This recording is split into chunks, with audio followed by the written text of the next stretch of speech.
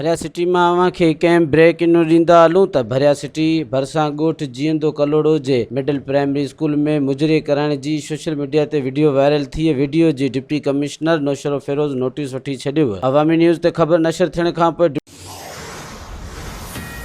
Deputy commissioner इन जो notice वरितो। डिप्टी कमिश्नर नौशरो फेरोज़ मोहम्मद ताशफीन आलम डीईओ नौशरो फेरोज़ ऐं टीईओ भरिया सिटी जी अॻवानी में वायरल थियल वीडियो जी जांच लाइ इंक्वायरी कमेटी क़ाइमु करे छॾी आहे। इंक्वायरी कमेटी जी रिपोर्ट अचण बाद ॻोठाणे ज़मीर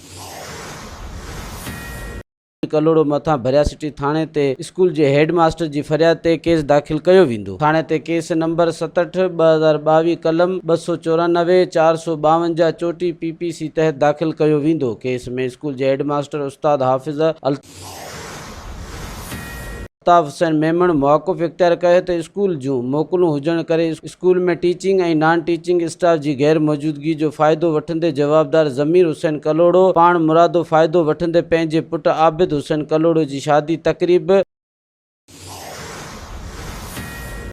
बिना इजाज़त जे स्कूल में रखराए मुजरो करायो है। राब्ते ते SHO भरिया सिटी राणा जमशेद ॿुधायो त केस दाख़िल कयो वियो आहे। जवाबदार खे जल्द गिरफ़्तार कयो वेंदो। मज़ीद ख़बरनि ऐं तफ़सीलात लाइ विज़िट कयो असांजी वेबसाइट www.awamiNewsHD.com ऐं ॾिसंदा रहो अवामी न्यूज़ HD।